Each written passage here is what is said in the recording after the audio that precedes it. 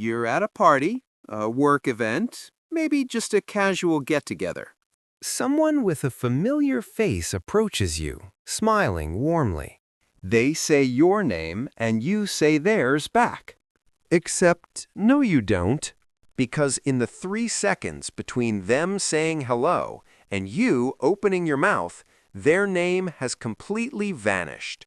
It didn't just slip away, it evaporated into thin air. A tiny, invisible puff of smoke where a crucial piece of social data used to be. Now, a cold wave of panic begins to creep up your spine. Your internal monologue starts screaming alerts like a computer system on the verge of collapse. Ooh, hey there. So good to see you. You nod, you smile a little too broadly, you deploy the generic "so good to see you." You hope a friend will walk by and say the name out loud. You pray for a fire alarm or a sudden distracting meteor shower. If this feeling is intensely familiar, you've likely spent years thinking you're rude, careless, or just have a bad memory. But what if I told you that couldn't be further from the truth? What if this frustrating habit isn't a flaw at all, but a side effect of a hidden strength? Let's get one thing straight right now. You are not careless. You are not unintelligent. And you are definitely not a bad person for letting a name slip through the cracks. The guilt you feel in that moment of forgetting is actually proof of how much you care. The reality is that your brain is simply wired differently. It operates on a different set of priorities during social interactions. In this video, we're going to dismantle that feeling of shame piece by piece. We'll dive into the actual science of what's happening in your mind when a name just won't stick. I'll introduce you to concepts like cognitive overload and context-dependent memory that explain this phenomenon perfectly. And most importantly, I'm going to show you how this supposed flaw is deeply connected to a cognitive superpower. A power that makes you better at understanding people, not worse. By the end, you won't just feel understood, you'll feel empowered. You'll have a new framework for seeing your own mind. And you'll be equipped with tools that actually work with your brain, not against it. So let's start with the basic mechanics of that moment of introduction.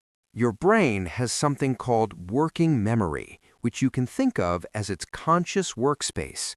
But this workspace isn't an infinite, spacious warehouse. It's more like a tiny, cramped mental entryway. Now, imagine when you meet someone new, a flood of guests are all trying to cram into this entryway at the exact same time. One guest is their facial structure. Another is the emotion in their eyes. A third is the pitch and cadence of their voice. A fourth is your own internal monologue, worrying if you're making good eye contact or smiling weirdly. A fifth is the subtle social calculus of figuring out the dynamic between you. Your brain is trying to process their vibe, their handshake, the context of the event, and what you're supposed to say next, all simultaneously. The entryway is completely overwhelmed with these large, important, bulky packages of information. And right in the middle of that chaos, the person hands you one more thing. It's a tiny, unlabeled, and frankly, uninteresting package. That package is their name. Faced with a choice, your overworked brain, the bouncer at the door of your consciousness, has to decide what to prioritize. It prioritizes the face, the feeling, the potential for threat or connection. It prioritizes the things that are immediately meaningful for navigating the social world. And that small, abstract, context-free package, the name, is the first thing to be dropped on the floor. It's not that your memory is broken, it's that its capacity was intelligently allocated to more pressing tasks. This isn't a moral failing. It's a cognitive traffic jam.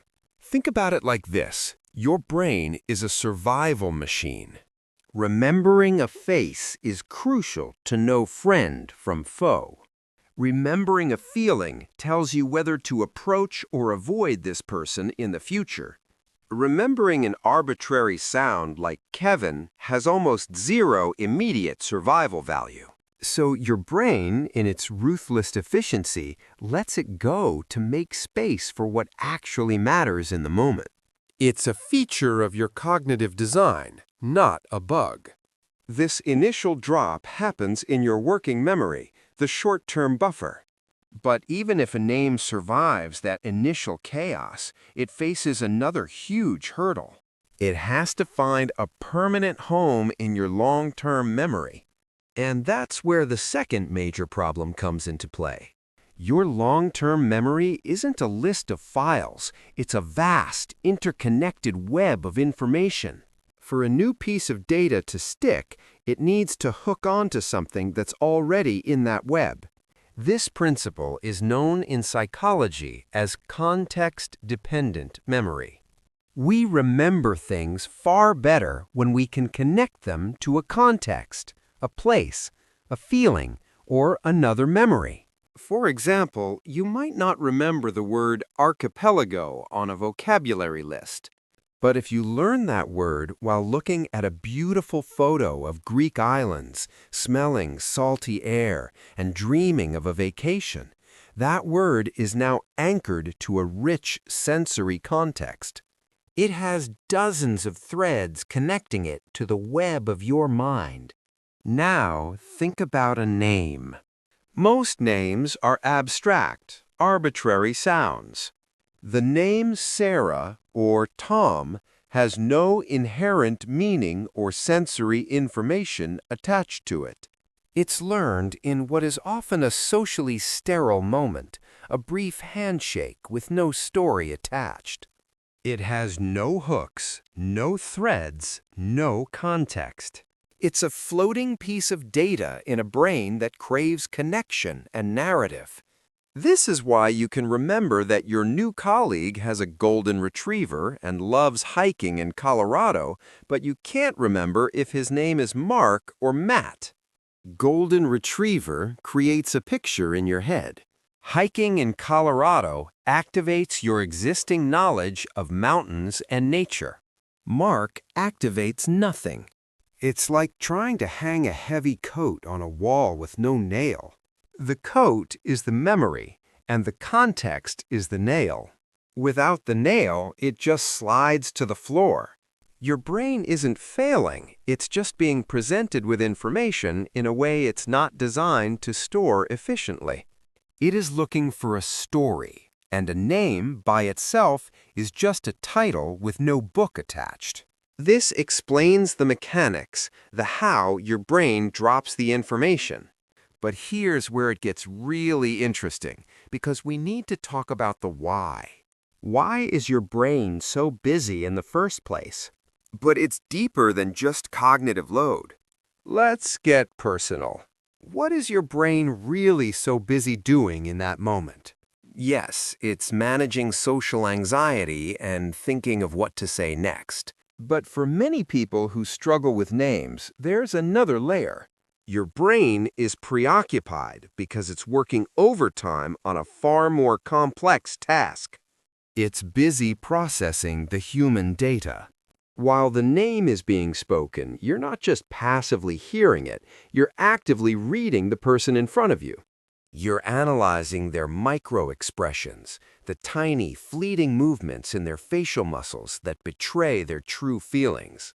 You're sensing the subtle shifts in their vocal tone that signal confidence, nervousness, or warmth. You're gauging their body language, the way they hold themselves, whether they seem open or closed off. You are, in essence, trying to understand the emotional weather system of the person you just met. This is the work of a highly empathetic brain. It prioritizes connection over cataloging. It's more interested in the question, who is this person really, than what is this person called? Consider a scenario. You leave a party having met 10 new people. You might not remember a single one of their names. But you remember that the woman in the blue dress was incredibly excited about her new job, though she was trying to play it cool. You remember that the guy by the window seemed lonely and was looking for a way into a conversation. You remember the precise moment the host felt a pang of anxiety when the music stopped. Your brain didn't fail to record data. It succeeded in capturing what it deemed most important, the human story. So that feeling of being preoccupied isn't a sign of you being stuck in your own head in a selfish way. It's often a sign that you're deeply focused on the other person, just on a channel they can't see. You're not being rude, you're being a detective of the human heart.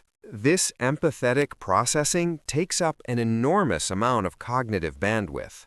It leaves very little room in that mental entryway for a simple, abstract name to find a foothold.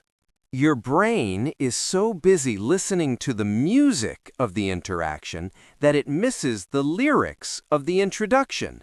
And this brings us to the most important idea in this entire video. Okay, stop everything. If you remember one thing from this video, let it be this. You don't have a memory problem. You have a different attention filter. Think of your attention as a finely tuned filter designed by evolution and experience to catch certain kinds of information while letting others pass through. Some people have a filter that's excellent at catching discrete, factual data points like names, dates, and numbers. They are great at data entry. Your filter is different. It's built to catch stories, connections, emotions, and underlying patterns. It lets the boring, isolated data of a name slip through because it's hunting for much bigger game, the meaning behind the data. This is the brain of an associative thinker, a storyteller, a strategist. It's a brain that connects dots that others don't even see. You can walk away from a conversation unable to recall a name, but with 3 new ideas for a project inspired by something the person said. This is not a deficit, it's a specialization. And it's crucial to state that for many, especially those with neurodivergent minds like in ADHD, this isn't a flaw, it's the brain's default wiring. The neurodivergent brain is often a hyper-associative, interest-driven machine. If something isn't interesting, stimulating, or emotionally relevant, the brain simply doesn't assign it the cognitive resources needed for encoding. A random name is rarely interesting enough to make the cut. So when you forget a name, it's not a sign of disrespect. It's a sign that your attention filter is working perfectly according to its design. Your brain didn't fail you. It was just busy being you. You have an attention filter built for connection, not data entry. It is a system optimized for depth over breadth. This cognitive style is a powerful asset in fields that require creativity, empathy, and big-picture thinking. So the next time you feel that pang of guilt, remind yourself of this. Your brain was just prioritizing the story over the label. Speaking of which, if you're one of these associative thinkers, I'm genuinely curious. What's the one detail you always remember about people, even when you forget their name? Is it their job, a story they told, what they were wearing, or the feeling you got from them? Let me know in the comments below. I'd love to see the patterns. All right, enough theory. Let's get practical. Understanding why you forget names is liberating, but we still live in a world where remembering them is helpful. So here is a simple 3-step method designed specifically for the empathetic associative brain. We're not fighting our wiring, we're working with it. Step 1 is the moment. When you hear the name, you have to manually interrupt your brain's autopilot. The easiest way is to immediately repeat the name back to them. So they say, "Hi, I'm Chandra," and you say, "Chandra, it's so nice to meet you." Then, if appropriate, ask a simple question about the name to give it immediate context. "That's a beautiful name. Is there a story behind it?" This forces your brain to treat the name not as data, but as the beginning of a story. Step 2 is the anchor. Now that you've bought yourself a few seconds, you need to manually create that hook or nail we talked about. Connect the name to something visual or a fact about them. If you just met Doug and he told you he's a gardener, picture him digging in the dirt. The more unusual or vivid the image, the better. This creates an associative link that your brain can easily grab onto later. And step 3 is the retrieval. Your brain strengthens memories every time you recall them. So before the conversation ends, find a natural way to use their name one more time.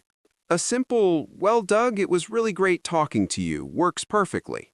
This act of retrieval tells your brain, "Hey, this piece of information was useful," and strengthens the neural pathway.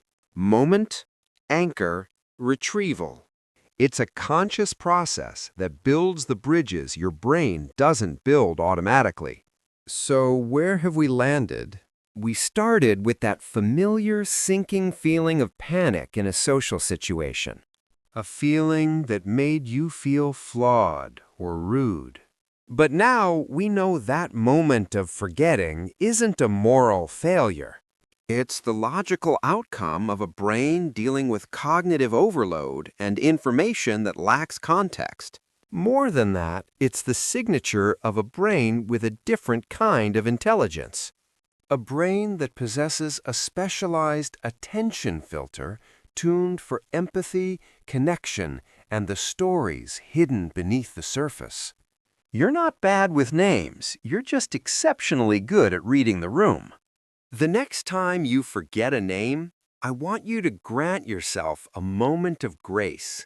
And remember this: forgetting their name doesn't mean you didn't care. It means you were busy paying attention to them. You were processing their energy, their story, their humanity. Your brain was cataloging the story, not the title. And the story is always what matters most. If you enjoy content that helps you understand your mind in a deeper, more compassionate way, consider subscribing. We explore the psychology behind the quirks and patterns that make us human. Thank you for your attention. Go easy on yourself.